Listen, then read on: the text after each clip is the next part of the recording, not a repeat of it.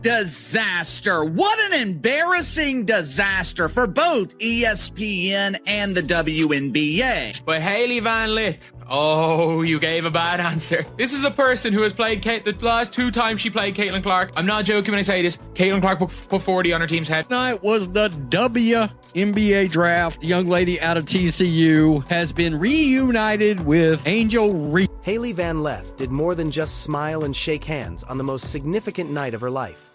She aimed directly at the most well-known brand in women's basketball. What ought to have been a celebration during the WNBA 2025 draft became an ambush when Hailey publicly insulted Caitlin Clark. Give flowers to the legend. We're going to start Diana Taurasi. I'm going to bench Sabrina and cut Caitlin. In an instant, the rivalry rekindled. However, Hailey was unprepared for the tempest that ensued.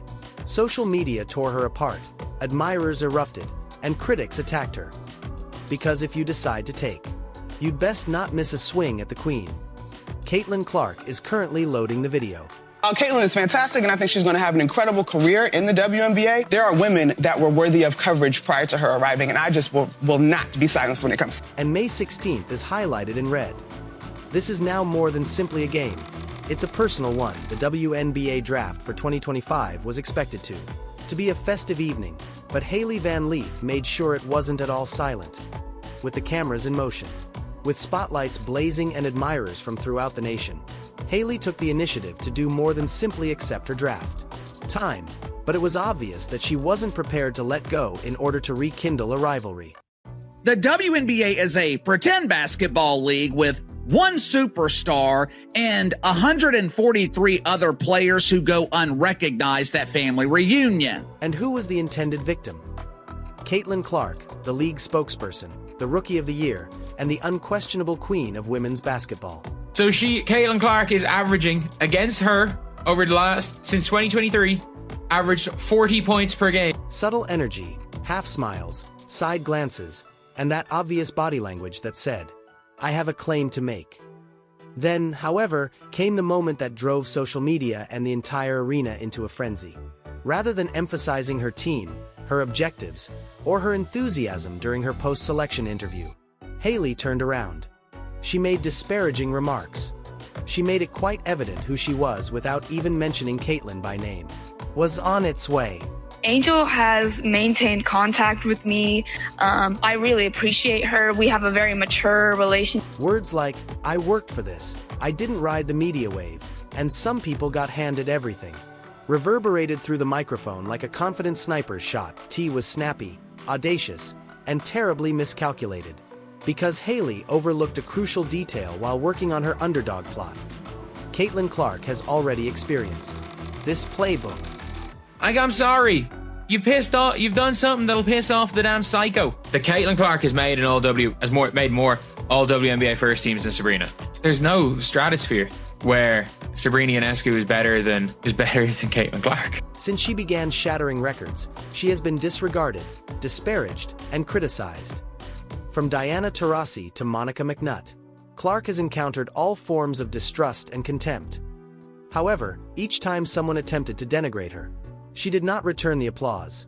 She just destroyed entire arenas with her 30 points and 10 assists. Caitlin Clark is the biggest draw in women's basketball, and without her, many fans just aren't going to tune in. America sent them a clear reminder. We are not interested in watching pretend basketball. Hailey believed she was punching up when she fired her shot on draft night. However, the moment arrived in a different way. Fans immediately criticized the action on Twitter and TikTok, calling it needless, resentful, and desperate. The irony was noted by many. Hailey, who had yet to participate in a professional game, was criticizing the individual in charge of the league's renewed significance. This year's draft was the most watched in WNBA history due to the arrival of this individual. Even ESPN analysts were taken aback. Hailey Van Lith, smiling through the pain of returning to toxic hell. Oh, her face is like the F. Yeah, it's over. HVL is feeling sick. She cut the cancer out and it came right back. Gotta watch Hailey Van Lith stand at the three-point line wide open while that girl is chasing the new rebounds record. According to one panelist, that wasn't confidence. That was covert envy. You can't create your moment by destroying someone else, particularly if that person is the reason you are on stage in the first place. However, Caitlyn herself was the one who actually responded. Furthermore, it wasn't a tweet or a statement. It was quiet.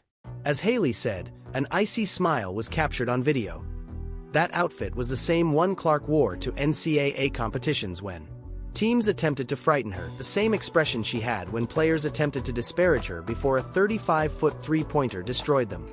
They enjoy watching her play, her style, her energy, her shot. Whether it's because her game mirrors one of the greatest players in the NBA in Steph Curry or not, I don't know what it is. It's an intangible thing, right? Yes, we can say she's a dog. Okay, there's been other dogs. Okay, she's a great shooter. There's been other great shooters. She has it. She's got the thing. And for Caitlin Clark to have the awareness to drive the eyeballs there, you have to give her so much. It was the expression of someone who had listened to every word, made mental notes, and was already formulating her answer. Hailey Van Lith will never forget the performance, not the words. The remarks made by Hailey Van Lith might have attracted notice, but they have also drawn criticism from players, fans, the media, and even previous professionals. What she believed to be a daring, the power move quickly backfired. The internet quickly analyzed her remarks and contrasted her professional background to that of Caitlin Clark. Furthermore, the figures were more powerful than Hailey's words.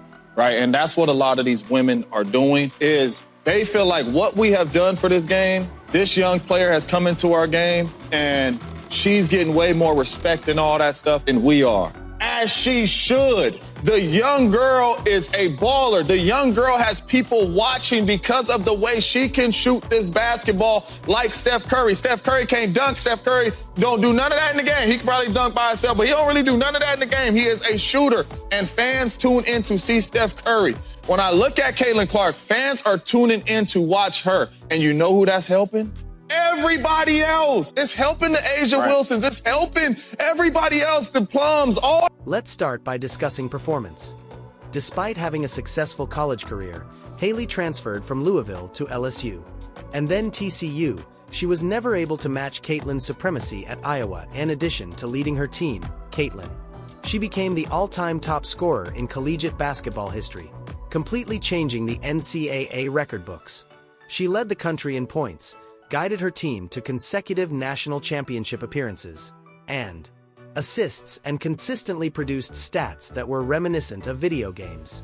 Who's going to be the next face of the NBA? We don't get to decide that. The marketplace decides that. The people have chosen Caitlin Clark. She was remarkable, on top of the fact that she had to deal with so much hate when she got to the W. Hailey's game, on the other hand, didn't have the same national impact despite being gritty and respectable.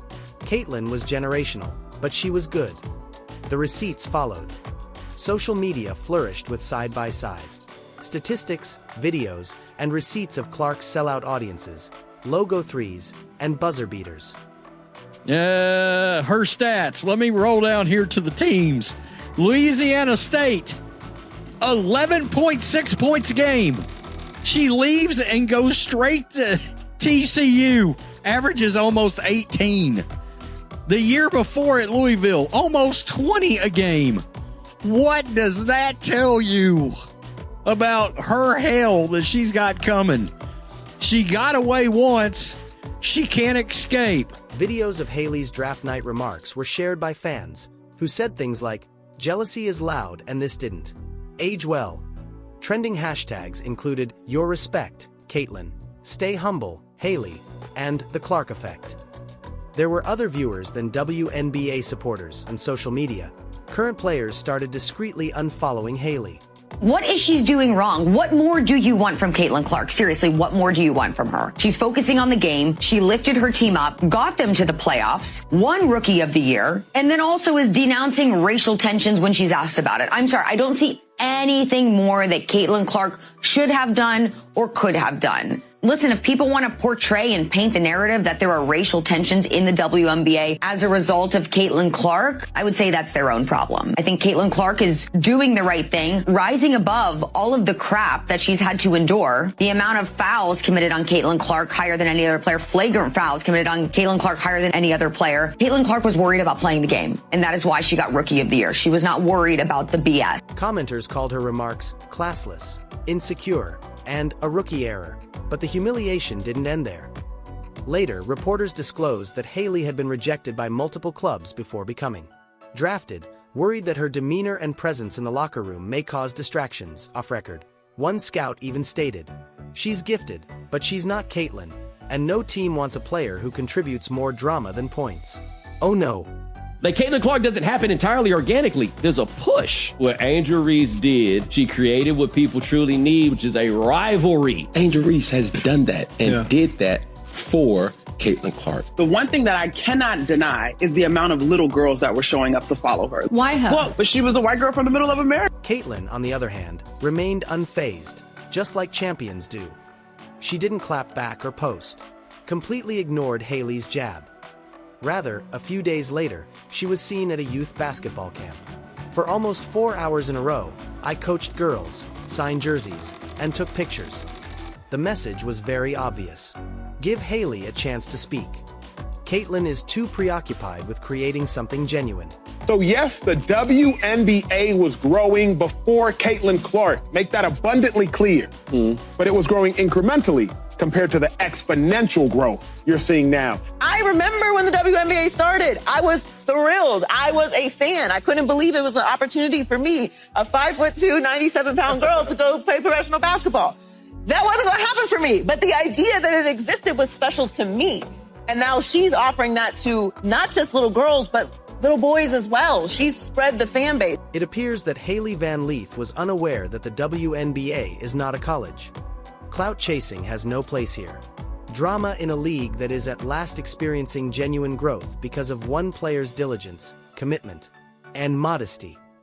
Additionally, when you enter that area and attempt to undermine the person in charge of that momentum, you're taking a risk, not simply a chance, a large one. Since talk is cheap in the WNBA, Hailey is currently under pressure to support everything. So mostly I'm just excited to get to be around her again.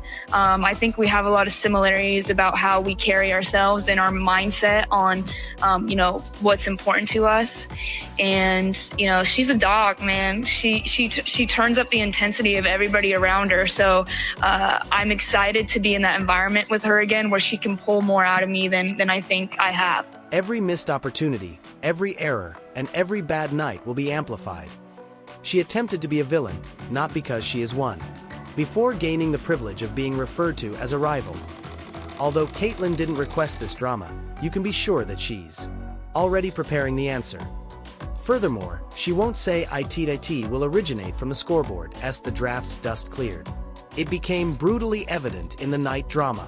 It's a good thing that maybe she's taking this all-star break off. She's not doing this profession for any of the glitz and glam, any of the extra things. She is here in the WNBA with the Indiana Fever to win championships, to improve her game. And the fact that she was able to decline this, it shows a lot about where her focus lies. Now, Caitlin Clark also just celebrated a birthday a couple days ago. And for her birthday, she was in the gym and she went 50 for 54 from 3 on her birthday. Not only did Hailey Van Lith choose a fight, but she chose the incorrect one, already the league's face, Caitlin Clark.